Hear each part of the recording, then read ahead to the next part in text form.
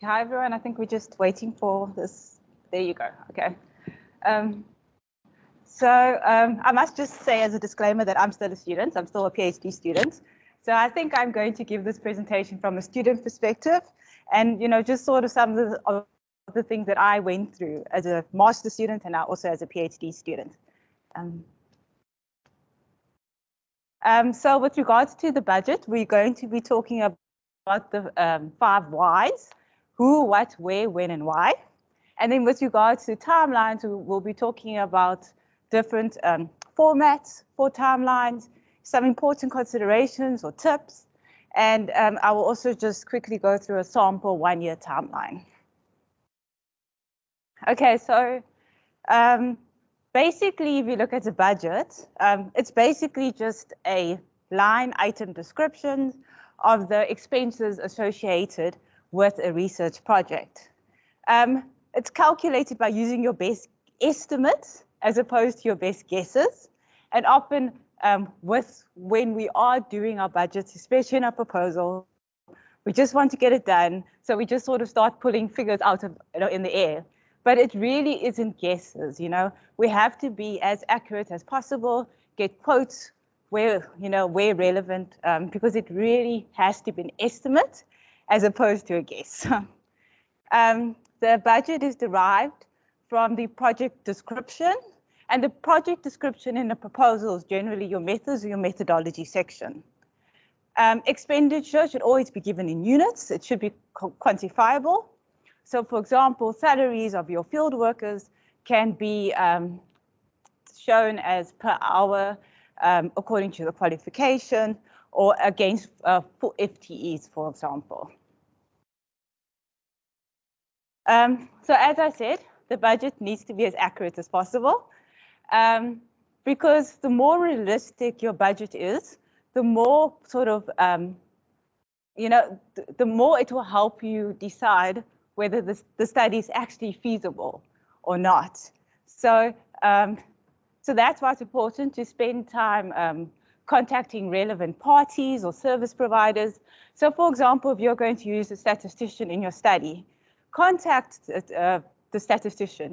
They've got a lot of experience with regards to how long things take.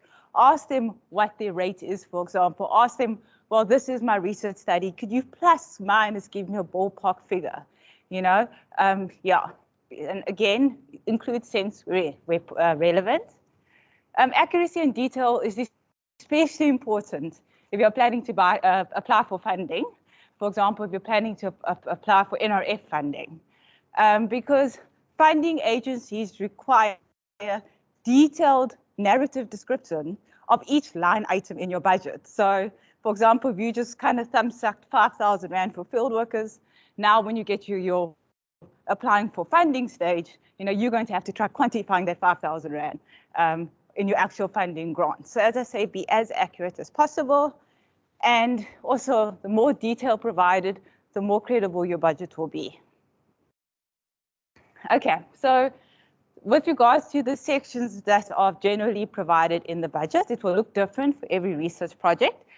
So your personnel, that basically could be your research team or could be the consultants that you bring on to help your project. For example, it generally consists of consultants such as data capturers, statisticians, etc., etc. It could also be like your research assistants and your field workers. Now, with regards to your research assistants or your field workers, consult your supervisor or your promoter with regards to what is a fair rate within the context of your research. And this generally also depends on the level of experience required. So generally, if you have student field workers, the hourly rate is going to be less.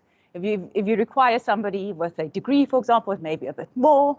And your promoter, your supervisor will guide you with regards to what the roles and responsibilities of your research assistants or field workers are, and whether those roles and responsibilities require a specific qualification or not. Also, you have to think about, whether you'll be transporting your field workers to sites. Will you be providing meals and beverages to your field workers or research assistants? if you are, this needs to be reflected in the budget. And then also research assistants and field workers may require training either by yourself, but then are you going to be providing lunch and snacks at your training? Or you may have to bring an expert in for training, or they need to attend a workshop. All of these things are relevant in your budget. Okay, then also with regards to travel and accommodation, we always are told to go to conferences, present at conferences, so this sort of information will be under that section of your budget. And then also, will you need to travel to different data collection sites? So the type of questions that you will need to ask to get your accurate figures would be like, how many trips are you going to need? What your destination is? If it's an international destination, what are the visa requirements for that destination? It's often quite costly to obtain visas. What will your length of stay be? Then you can also remember that, for example, if you're traveling over peak season, your flight and your accommodation is a lot more expensive in December, for example, so you would need to factor that in. Also, mode of travel influences cost, and then will you require things like car hire, petrol, accommodation, meals, etc. Okay. Then with regards to your budget, I think, you can look at your costs related to the office. So like when you're actually sitting down and in your office space, and then also costs related to the research itself. So for example, are you going to require a portable scale if you are weighing infants in their homes, for example? So, it's best to, if possible, to list each item by type, model number, and manufacturer. So again, you can see the importance of getting a quote here, because that sort of information is only available if you get specific information from the companies. And then also don't forget your equipment-related costs, such as shipping, demonstration costs, or insurance. Remember, you may need an expert to show your field workers how to use a certain piece of equipment, and this may cost something. Also remember, some funders may not cover certain aspects of your travel and equipment. For example, NRF generally doesn't cover laptops, so you need to budget accordingly. And then with regards to consumables, you can think of like, the things that are going to be used up in your project. Because often these sort of stationary items are at a lower cost, this may be where you can do your best guesses, like how many pens would you need, etc., etc. But that's okay, because it shouldn't influence your budget too much. However, you must remember that software, if you require a specialized program, this needs to be included in the budget. Nelson Mandela University has subscriptions to various software programs. So always first check with the university whether they do subscribe to a certain program. And then if not, then that should be reflected in your budget. Okay, then other sort of costs that we sometimes don't think about. Are there any participation support costs? So for example, if you're having focus group discussions, are you going to be serving snacks to your participants, for example? That should be reflected in the budget. Publication costs, we all aim to publish, but there often are costs associated with the publications, and I'll talk a bit more about that later on. Venue costs, again, I can go back to an example of focus group discussion. So if you require a hall, for example, or a venue, there may be an associated cost towards hiring that venue for a specific period of time. And then also, if you're a lecturer, you would also have to factor in teacher relief funding if you want to take time off from work to write up your thesis or dissertation.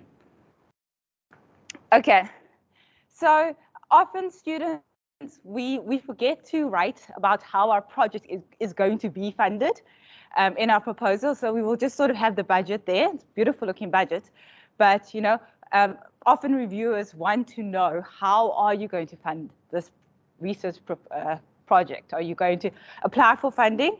You may not know, but it is always good to already, look at options at proposal stage. And Dr. Morton will be speaking more about funding opportunities after me, so he will provide some more clarity there. But if you're planning to personally fund your project, like I personally funded my master's project, then just say that in your proposal. Say, I will be personally covering the costs, or the PR will be covering the costs. If you're planning to publish, it's always good to mention the target journal and the specific publications cost for that journal article. So often students will say, I'm planning to publish, but they don't mention the journal article. They don't mention the target journal. So then, they haven't thought about the costs associated with publication fees. And as you can see, open access international journals can be quite costly to publish in. So it is an important aspect of your budget if you are planning to publish in those journals. Okay, also, you have to decide whether you're going to be making use of language editing before submitting the dissertation or thesis for examination. Also, often we have information to the participants, or we have questionnaires, that are in English, but for example, participants' home language may be a different language, So it may be a requirement, and it's actually probably best practice, to get translators to translate all information that will be given to participants and the data collection tools, for example, if relevant. Again, this needs to be budgeted for. Hidden costs, use of interlibrary loans, mobile data costs, et cetera, is important to look at. And if you have a lengthy research project, it's good to break down your budget per year, just to help the reviewer sort of keep track of the costs, and actually yourself too, I guess. Okay. Discuss funding strategies with your supervisor, your promoter, because often they have access to funding, or they know where you can get access to funding. And then it's just important that the timeline and the budget must also align. So if your timeline says you are doing data collection in year 2, then when you go to your budget in year 2, you will see that's the associated data collection costs. Certain funds do not cover certain items. You mentioned the laptop, for example. If your target fund does not cover that specific item, then it would be good to mention how you are planning to alternatively fund that piece of equipment, for example. Okay, now with regards to the budget justification, your line items in your budget must be well justified for.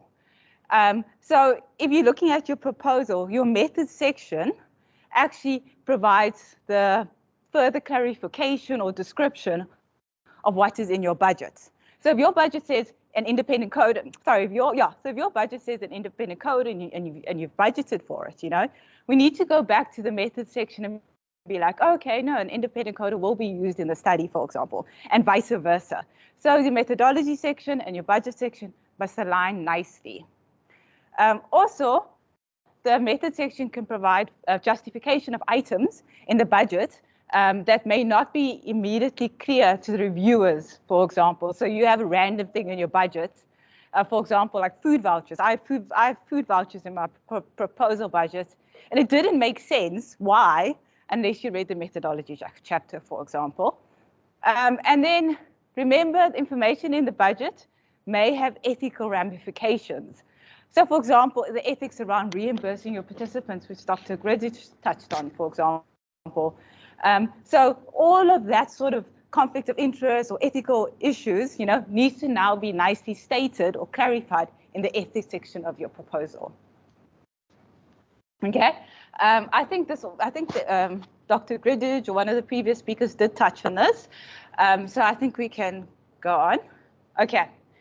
Where appropriate, you may provide a short justification in the budget itself. So, for example, as the example you can see with regards to training, this researcher, provided extra information on their training because it may have not been clear, without that short justification.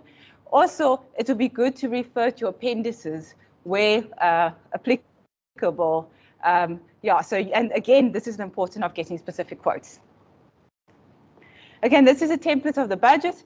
It's online. I've provided the reference in the reference section of my study. So I think, so it'll be just good if you wanted a general template. This is from the University of Stellenbosch. I think I found this. Okay, then with regards to timeline. So I think also, again, it was mentioned earlier. that the timeline is basically a list of your key activities and milestones in your research project and target completion dates. It should appear in chronological order. So often it doesn't, but it should appear in chronological order. And it provides a broad overview of the project at a glance. It can be presented in a simple table format or that fancy Gantt chart, I think that Prof. Naidu mentioned earlier. And it includes start dates, or it can include start and end dates, depending. Okay, so that's an example of a Gantt chart. And then this is the simple table format, just example. Okay, so just some things that I kind of picked up, on my student PhD journey. It's so important to allow ourselves time to familiarize ourselves with the literature. We have to have time to read broadly, to understand our topic area. And we need to allow ourselves time for that. We always just want to get our proposal approved as quickly as possible. But it's even more important on a PhD level to know your topic, know your research area really, really well, which is important because then it helps you conceptualize your topic, your research questions, etc. So give yourself time for that. I know it feels hard. You want to just get you going on data collection, for example, but yeah, it's really important. And then I think, it's important to consider the timing and processes associated with ethics review. We spoke a lot about that today.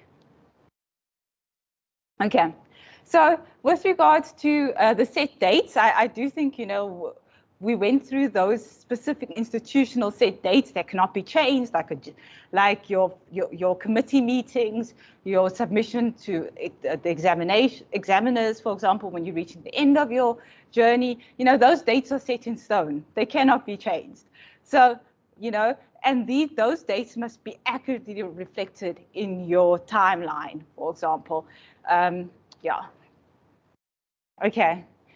As a student, I underestimated the time it takes to address reviewer comments. So say you have a review on department level, you have a proposal review on a faculty level, and then even possibly on a RecH level. Addressing those reviewer comments to try getting your proposal approved takes time. There can often be a lot of back and forth. I think for many students, the ethics clearance process is never a straight one. There's many curves and bumps in the road, So in your timeline, I think I allocated at least 3 or 4 months, specifically just with regard to getting ethical clearance for my PhD proposal. Something that students often underestimate. And they're also often gaining institutional permission. So if you're, for example, going to be conducting research in the hospitals, for example, you need permission from the Department of Health, relevant CEOs, etc., etc. It takes time. Factor that in your timeline. Okay, and then also as PhD students, there is a requirement that we need to submit a manuscript in article format to our supervisor. It's in the policy, but I'm just including it here because don't forget about it, and it should also be in your timeline. It's an important milestone. Okay, this is just an example of a 1-year project. What I did is I just took sort of an online source, and I have provided the reference. And I've just tried sort of, altering it a little bit for the Nelson Mandela University context. But you can see that I've tried, this is a 1-year project, so maybe a master's, a full-time master's. And you can see the tight time turnaround and time frames, for example, just to try completing to graduate the next year. Yeah. Okay, so key takeaways. We may be tempted to view the budget and timeline as afterthoughts to the proposal. So guilty, I was so guilty of that, especially my master's. I just literally was just pulling numbers out of the air, for example. But I understand and I realize now how important they were because I regretted it later on in the journey. Check and recheck your calculations. Maths is not my strong point, but check and recheck your calculations within your budget, or else reviewers may flag inconsistencies, which may result in delays in your project. It's important that you justify your budget well. Almost every line item requires some sort of further justification in your method section. Try to be as accurate as possible. And then just remember, a well-justified budget can enhance the evaluation of the research proposal by reviewers on the different committees, but even more important, by funding agencies. Okay, timeline. With regards to ethical approval, be aware that there are often delays in the process. Account for this in your timeline. It would be fantastic if our proposals were approved without reviewers, comments, etc., but it doesn't happen often, Be guided by your supervisor promoter, as they are familiar with institutional deadlines. And those institutional deadlines often trip students up. They miss committee meeting dates, etc., because they're not familiar with those deadlines. Be realistic and make sure the time frame fits with your current situation. Yes, the supervisor or the promoter's job is to push us and to make sure that we complete 100%, but we also know what is realistic within our lives, and there needs to be a balance between the two. And then while you're waiting for approval, make use of that time in other ways. For example, if you're waiting for faculty postgrad to approve your proposal, use that time to conduct literature, use that time to start your literature review study, your literature review chapter, or use that time to draft a journal article, for example. There's always something to do when you are an PhD student, promise you that. Thank you so much, everyone. Thank you very much, Ms. Hutton. Thank you. I just want to allow for some questions, just seeing if you got any questions in the chat box.